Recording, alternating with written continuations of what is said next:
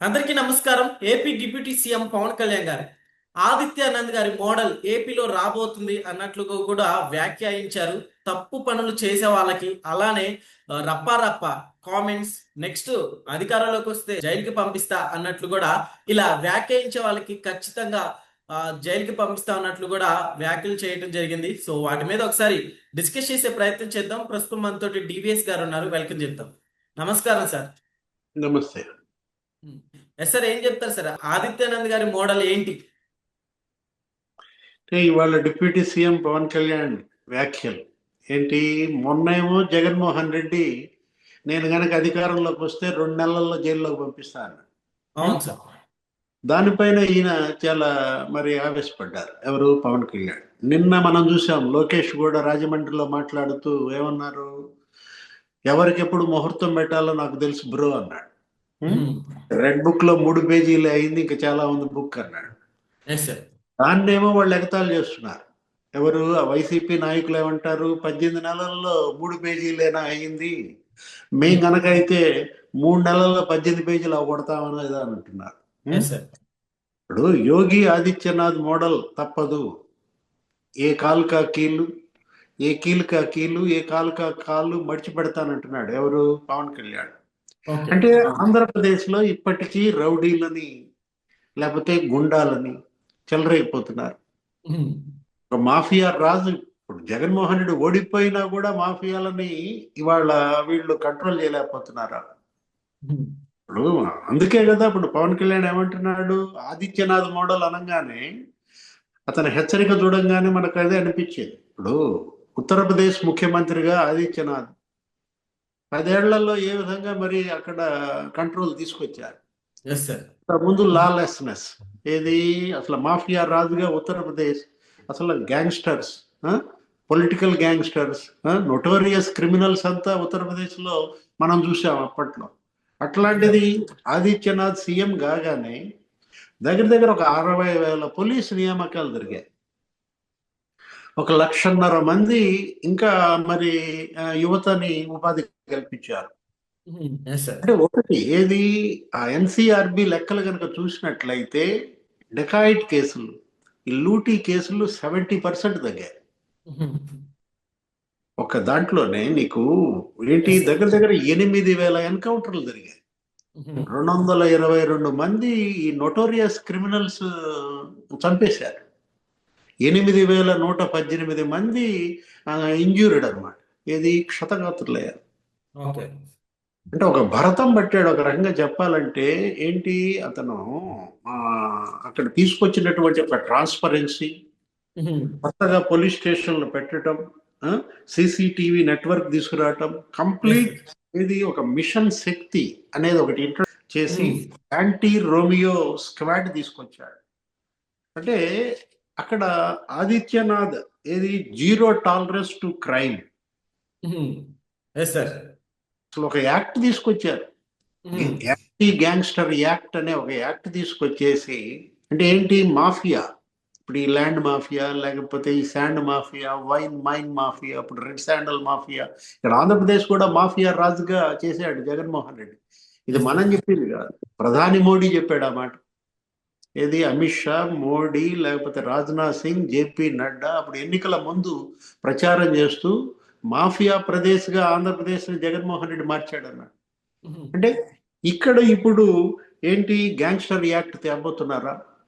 ఇప్పుడు మాఫియా వాళ్ళ ఆస్తుల్ని జప్తు చేస్తారా? ఉత్తరప్రదేశ్ లో 20,000 కోట్ల రూపాయల విలువైన ఆస్తులు జప్తు చేశారు ఈ మాఫియా. అంటే ఇప్పుడు ఒకటి అక్కడ ఈ డౌరీ డెత్ రేట్ కూడా విపరీతంగా తగ్గిపోయింది. ఏంటి? 11% తగ్గిపోయింది అనమాట దగ్గర దగ్గర. కిడ్నాప్లు 41% తగ్గాయి, రేప్ కేసులు 52% తగ్గాయి, మర్డర్ కేసులు 30% తగ్గాయి. యోగి ఆదిత్యనాథ్ సక్సెస్ఫుల్ మోడల్ గా ఇవాళ దేశానికి ఒక నమూనాగా చెప్పుకుంటున్నారంటే ఇప్పుడు నేను చెప్పినవన్నీ కూడా ఎన్సిఆర్బి లెక్కలు అనమాట. అంటే ఇప్పుడు అక్కడ పొలిటికల్ గ్యాంగ్స్టర్స్, నోటోరియస్ క్రిమినల్స్ ఎవరు? ముఖ్తార్ అన్సారీ, అటిక్ అహ్మద్, ఆజం ఖాన్, వీళ్ళందరినీ కూడా అణిచేశారు, భరతం పట్టారు, అంతు తేల్చారు అనమాట. ఆ? అంటే ఎలా సాధ్యం అది? 60,000 మంది పోలీస్ రిక్రూట్మెంట్ జరిగింది. ఇప్పుడు ఇక్కడ ఎంత జరిగింది ఇప్పుడు ఈ 18 నెలల్లో? నిన్నే పోలీస్ నియామకాలు చూసాం. అవును సార్. ముఖ్యమంత్రి చంద్రబాబు వాళ్ళకి ఈ పేపర్స్ కూడా ఇచ్చారు, 6,000 మందిని నియమించారు. Yes sir. అంటే ఇంకా 10 రెట్లు పోలీసులను రిక్రూట్ చేయాల్సిన అవసరం ఉంది. ఇక్కడ మనం తీసుకోవాల్సింది 1,50,000 మందిని పెట్టారు. ఏది ఇంకా హోమ్ గార్డ్స్ కానీ అవుట్ సోర్సింగ్ కానీ దాంట్లో ముందు పోలీసు శాఖను స్ట్రెంగ్థన్ చేయటం, ట్రాన్స్పరెన్సీ తీసుకురావటం, కొత్త పోలీస్ స్టేషన్లు పెట్టడం, కొత్త చెక్ పోస్టులు నెలకొల్పడం, సీసీటీవీ నెట్వర్క్ని ఇంకా సాంకేతికతను ఉపయోగించటం. కేవలం హెచ్చరికలతోనో మాటలతోనో సరిపోదు. కావాల్సింది ఏంటి? చేతలు అన్నమాట. వాళ్ళేమో రెచ్చిపోతున్నారు, ఇప్పటికీ వార్నింగ్లు ఇస్తున్నారు. ఇప్పుడు 18 నెలలు అయింది, 18 నెలల్లో కొంతమందిని అరెస్ట్ చేశారు. అరెస్ట్ చేయలేదని మనం అంటలేదు. ఏది అటు మద్యం కేసులో కానీ, లేకపోతే కల్తీ నెయ్యి ఏది మా తిరుపతి మహాప్రసాదం ఆ కేసులో కానీ, పరకామణి కేసులో కానీ, ఇప్పుడు నకిలీ మద్యం కేసుల్లో కానీ చాలా మందిని అరెస్ట్ చేశారు. అసలు మాజీ మంత్రులు కూడా జైలుకి వెళ్ళారు. కాకాని గోవర్ధన్ రెడ్డి, జోగి రమేష్, మాజీ ఎమ్మెల్యేలు చాలా మందిని అరెస్ట్ చేశారు. కానీ ఇవాళ కావాల్సింది ఏంటి? అంకుశం ప్రయోగించాలి. ఇదేంటిది? రోగ్ ఎలిఫెంట్స్ గా ఈ రౌడీలు మారినప్పుడు ఇవాళ రౌడీ రహితంగా ఆంధ్రప్రదేశ్ మారాలంటే మాటలు కాదు, చేతలు కావాలి. వీళ్ళు ఏం చేస్తున్నారు? పెట్టుబడులు రాబడుతున్నారు, కంపెనీలు వస్తున్నాయి, పరిశ్రమలు నెలకొల్పుతున్నారు. మనం చూసాం మొన్న టీసీఎస్ లేకపోతే కాగ్నిజెంట్ కార్యకలాపాలు విశాఖలో ప్రారంభమయ్యాయి. నెలలు ముందే వచ్చి పెడుతున్నారు. కానీ రౌడీయిజాన్ని అంతం చేయాలి, గుండాయిజాన్ని ఇవాళ భూపాతర వేయాలి. అప్పుడు మాత్రమే పెట్టుబడులు ఇంకా భారీ ఎత్తున వస్తాయి, పరిశ్రమలు వస్తాయి, యువతకు ఉపాధి ఏర్పడుతుంది.